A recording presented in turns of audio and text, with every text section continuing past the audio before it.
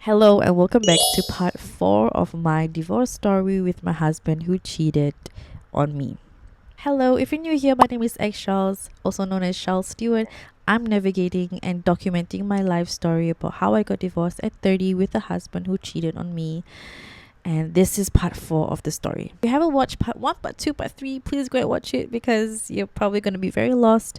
But we're almost towards the end, and this story is about what he said to me. So in the previous video, I said that his lies got caught up to him. And he has never expressed his unhappiness. He has never communicated to me about the things that I did or I didn't do for him. And it all came into a massive shock for me. So he said that he has been unhappy in this marriage for a very long time and he wanted out. Excuse me, you're the one that cheated on me, lied to me, manipulated me, and I still forgive you, and I'm still here working things out with you, and suddenly you're the one who wants to divorce. So he said things that he felt very alone in the marriage, where I didn't do things with him, I wouldn't greet him when he's home, I wouldn't be happy when he come back home, or I didn't help out with house chores or whatever not. When it comes to house chores, it is very common for married couples or even couples to even argue about this, and it's something that can be fixed. If I'm not doing much or if he's not doing much, it would have been as simple as let's communicate and let's come into agreements on who do what. And to me, I would have been fine if he would have communicated with me what I needed to do more. The only thing that he did was the laundry, which I tried doing and I fell down and hurt myself before, and he told me to stop doing it. I stopped putting a lot of effort in this marriage because of the lies that he was doing to me, the way he was treating me, and I was mentally like I gave up. So I stopped all my efforts. And every time he would come home late, I wouldn't be happy. I wouldn't greet him. I wouldn't be happy to see him because I know you're outside late at night. I'm as a wife. I'm waiting for you like 1 a.m., 12 a.m., 2 a.m. I'm waiting for you to sleep. And I've worked the next day. I need to sleep early. I'm someone that can't survive without sleep. Of course, I'm not going to be happy when he comes home late.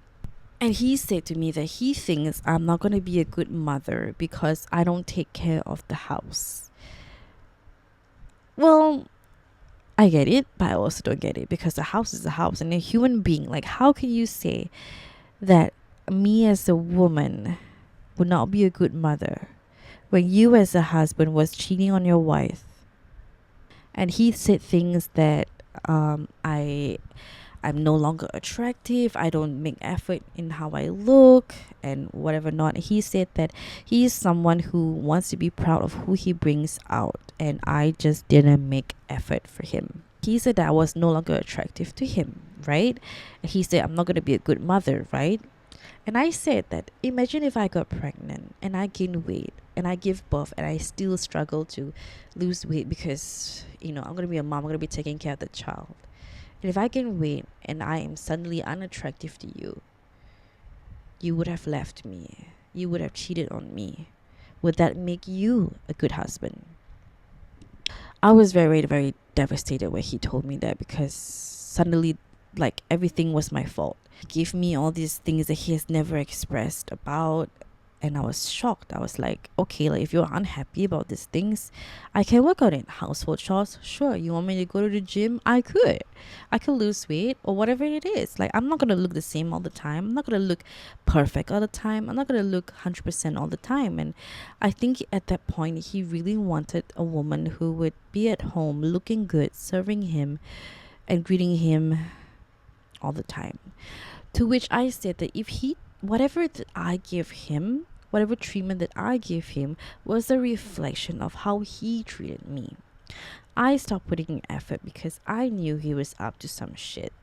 So he said that he wants a divorce because he wants to work on himself, he wants to better himself, he wants to go on this journey of bettering himself. Like, he's not good enough for me, he's hurt me enough, and there was no convincing him. And I was so confused because He was so adamant about his decision. Like, I couldn't even convince him. No friends of him could convince him. No family members could convince him. And it made me really confused, because how can you be so sure of getting a divorce? And something just clicked with me. I said, I'm pretty sure he has somebody else, because he wasn't even like this. He was like, okay, this is what I'm happy about. I'm done.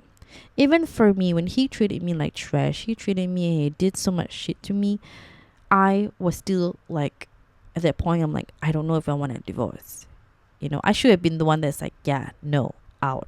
But no, he was the one. So I was like, I'm pretty sure he has somebody, because you probably have somebody out there that is giving you the push factor to be like, okay, I'm getting divorced. Because it's not as easy like, okay, I'm getting divorced, bye bye. There's so much pain through it. There's so long process. There's like, and money is involved, and a lot of things that you need to consider. And he was so like sure of it. And he told me that he doesn't have anybody, and it's really about him, wanting to grow himself, be better, yada yada yada yada. So eventually I said fine, because there's no reason for me to force it. I will file for divorce. If you want it, I will file for divorce. And fine. Until this very fine day, I found out that he has someone else. And though he said that this new girl that he had nothing to do with his decision of divorcing me, even before he met her, he was already thinking of divorcing me or whatever not. But to me, you lied. To me, you still said that you were, gonna better yourself, and you're doing this because you want to be better. You lied. He went on trips with her. He was cheating on me with her for months, even before he said he wanted a divorce. He was going on trips with her. He did it with her, booked hotels with her. And the blue clip that I talked about, it was hers. He brought a girl. When we were married and we had no issues, we were happy, he brought a girl to my house that I paid for, to the bed that we slept on that I paid for, to the bed that I lay my head on. He fucked her on that same bed, and she took a shower in my shower. I cannot fathom how evil that is. I cannot imagine doing that to someone you love, and coming home and pretending like everything is okay, and telling your wife that you love her. I cannot imagine that. I physically can't even think about it, let alone do it. He said that he has this, when I found out all these things, I didn't even scream. I didn't even hit him. I didn't even chase him out the house. I literally sat with the guy for 3 hours, not as a friend, not as a wife, as a third person, and say, we're gonna figure out what is your problem. And he said that it would have never mattered what I did. He would have done it anyway, because it was an addiction to him. It was a thrill that he had, that he would always want to do it with someone else. And that just justified me that, okay, I need to get out of this marriage, because he has things that he hasn't fixed or hasn't healed from. And he's just a lustful man who just couldn't control his needs. And no matter what I did, and no matter what I tried, things would have been the same. He was even taking I don't know what it was, supplements for sex right under my nose. It was in my kitchen. I didn't even see it. He probably brought back more girls. and he was the one leaving me. To which I realized whatever that he said about me were probably excuses. It was done. And even after we got divorced, like unofficially, like we were separated, it was horrible for me. I would cry and cry and cry, and there were many people, in my ears telling me, kick him out, throw his clothes, burn his clothes, just get him out and stuff like that. And I just didn't have the heart to do it. I didn't have the heart. And I told him, I said, like, thank God you left me, because I wouldn't have had the strength to have left him. I wouldn't have the heart to do it. No matter what he did to me, I stayed. And even when I gave him kindness when he didn't deserve it, as a human being, he was still disrespectful to me. Because I remember one day I came home and I saw a picture of them and the stuffed toy that they have together on my sofa. And I just lost it. Because how can you move on so easily after you married me? Was it even real? And I was crying and I was crying and I was crying, and I remember feeling like I have no one to call. I was just so desperately in need of something to stop me from jumping off the building, because that pain was so unbearable. The pain was so painful that I didn't know what to do, that I just wanted to die. That was my lowest. And surprisingly, thank God he came home, because he came home and comforted me, because if he didn't come home that day, I don't know if I would still be sitting here. But there was also the day that I told myself, I'm not going to destroy my life for this guy. He almost made me want to die. I don't want to die. I don't want to die for a guy. Let me rewrite this story. So there are many things that he probably did that I didn't mention in the videos that I made. There are probably a lot of things that I suppressed as well. If it's one thing that I've learned, is that I don't love myself enough to realize that I don't deserve anything close to what he did to me. I was patient. I was kind. I was loyal. I was respectful. I was everything for this guy. I'm sure I'm not perfect. I may have made my mistakes, but I'm pretty sure I didn't hurt him that badly for him to do that to me.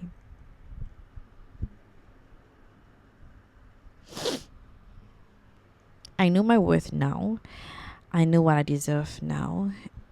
Although it's very traumatic, I have so many things that I need to heal from. If I loved myself enough, I would have left the first time. I would have stopped giving him excuses. I would have seen it for it is. I would have realized I've been lied and manipulated the whole time. I would have left.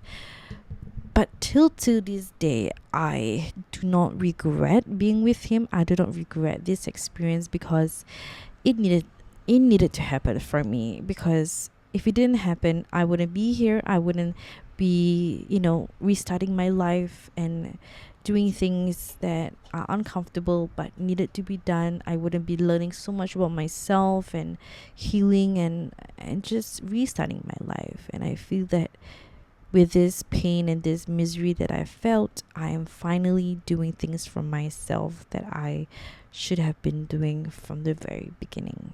And to any woman out there who is being mistreated, and if they're unhappy in their relationship or their marriage, it is scary too. I would rather be alone and happy than to spend my years miserable with someone and being treated the way that I don't deserve. And even if it means me taking a longer road or route to find somebody who can be with me, I'm okay with that, because I do not want to settle. I do not want to just make a decision and rush into things only for it to turn bad. I want to take my time. I want to know what it's like to be treated right. I want to know what it's like to be loved right. I want to love myself and find myself, and only then can someone else love me. I need to give myself some kindness as well. And I realized that a lot of people had access to me when they didn't deserve it. I was a fixer, I'm a healer, and I want to fix people. I didn't realize that I'm the one who needs to be fixed. I'm the one that needs fixing. And the times that I poured out to these people, trying to save them, trying to heal them, trying to fix them, was me calling out myself that I needed to fix myself. And I said this in my previous video, but this is my beginning. This is me restarting my life. And I can easily regret a lot of things, and I can easily, sit myself in misery because of what has happened to me. And it's a lot that I've been through, a lot of betrayal, a lot of hurt, a lot of pain. But thank God I'm out of it. Thank God I found out. This is my chance to find the right one. This is my chance to remarry the right one that will give me more than what I ever had. Thank God that I don't have a child because I would have been tied with him. Thank God I'm still 30. I still have a life ahead of me. Thank God I have a good support system. Thank God I'm still here. Thank God I'm out of it because most people struggle to get out of it. Thank God I found out because so many people out there don't even know that they are cheating, that their partners are cheating. Thank God I had a chance now to restart. So that is my story. Onwards to better things. As of right now, I'm not really seeing anyone. Priority is on me. And let me introduce myself. I'm Charles Stewart. I do a lot of content. I do live stream on Twitch. I am about empowering women. I'm about sharing my thoughts and opinion as a woman. I support women. I'm all about rising up and empowering others to feel confident and feel good about themselves and to love themselves. And I just want to be the voice for the people that didn't have the chance, because this is our time to be heard. I've been silenced for so long. And if you like what I stand for, and if it's something that you like to see, you can subscribe to my channel, follow my Instagram and my TikTok everywhere at xcharles. Comments what you'd like to see or any questions that you might have, and I'll answer them. Thank you so much for watching until the very end, and I will see you in the next video. Bye bye.